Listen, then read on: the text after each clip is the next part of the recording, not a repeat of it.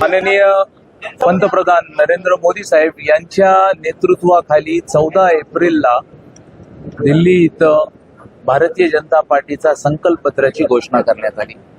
माननीय जे.पी. नड्डा साहेबांनी या विषयाच्या अनुषंगाने प्रास्ताविक केलं आणि या समितीचे जे प्रमुख होते माननीय राजनाथ सिंगजी यांनी ह्या घोषणापत्राचं त्या ठिकाणी माहितीच तो सादर केला. मला आपल्याला आवर्जून सांगायचंय की हे संकल्पपत्र म्हणजे ही मोदीजींची गॅरंटी आहे. गॅरंटी आम्ही 2014 मध्ये नाही बोललो, 2019 मध्ये नाही बोललो, पण 10 वर्षामध्ये मागच्या 2 सरकारमध्ये 14 मध्ये जे संकल्पपत्र सादर केलं होतं ते 100% पूर्ण केलं. 19 मध्ये संकल्पपत्र जे सादर केलं होतं ते 100% पूर्ण केलं आणि आता 24 मध्ये जे आम्ही संकल्पपत्र देतोय या विषयाला आम्ही मोदीजींची गॅरंटी असं नाव देतोय, कारण दिलेला संकल्प आम्ही पूर्ण करणार. जो 19 पर्यंतचे आपण जर पाहिला सर्व विषय पाण्याच्या अनुषंगाने असेल, रस्त्याच्या अनुषंगाने असेल, आरोग्याच्या अनुषंगाने असतील, राम मंदिराच्या अनुषंगाने असतील, या सर्व गोष्टी पूर्ण केल्या आणि 2024 साठी भारतीय जनता पार्टीने जे संकल्पपत्र ठेवले येणाऱ्या काळामध्ये जे महत्वाचे घटक आहेत, तरुण आहेत, महिला आहेत, शेतकरी आहेत आणि त्याचसोबत आपली जी सांस्कृतिक जे आपलं अधिष्ठान आहे हे जपण्याचं काम या माध्यमातून केलेलं आहे आणि सर्वांच्या मनातलं जे आपण युनिफॉर्म सिव्हिल कोड ज्याला आपण म्हणतो तोही त्या ठिकाणी भारतीय जनता पार्टीने त्यांच्या संकल्पपत्रामध्ये केलंय. या देशातील प्रत्येक नागरिकाला समान पद्धतीने अधिकार असेल, in spite of any religion they will have the same जे आपल्या संविधानाने अधिकार दिलेला आहे तोच संविधानाचा अधिकार हा सर्वांना समान पद्धतीने असेल. हा युनिफॉर्म सिव्हिल कोडही त्या ठिकाणी देण्यात आलेला आहे आपल्या संकल्पपत्रात. त्यामुळे महिलांसाठी महिलांचा आपल्या आज जर पाहिलं अर्थव्यवस्थेमध्येचा जो इन्व्हॉल्वमेंट आहे हा 12 ते 14%.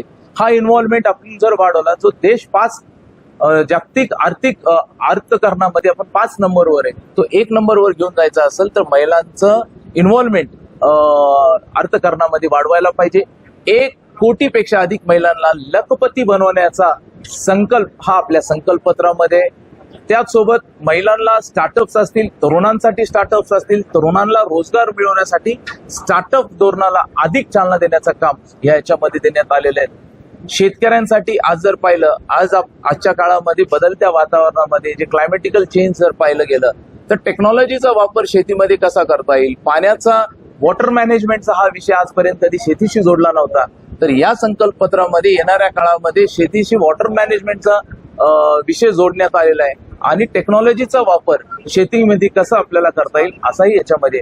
त्यामुळे एक मोदीजींची गॅरंटी समाजातल्या सर्वसामान्य शेवटच्या घटकापर्यंत न्याय देण्याचं काम या संकल्पपत्राच्या माध्यमातून करण्यात आले. भारतीय जनता पार्टीचे बूथचा कार्यकर्ता हा त्याचा स्टार प्रचारक आहे. जिल्ह्यामध्ये भारतीय जनता पार्टीचा जो बूथ प्रमुख आहे हा भारतीय जनता पार्टीचा जिल्ह्यातला स्टार प्रचारक आहे. त्याच्यामुळे आमच्याकडे 2125 स्टार प्रचारक आहे आमच्या सगळेजण. मी स्वतः एक बूथ प्रमुख आहे. त्याच्यामुळं आमच्या इथं एकच स्टार प्रचारक आहे, त्यांचं नाव म्हणजे माननीय नरेंद्र मोदी.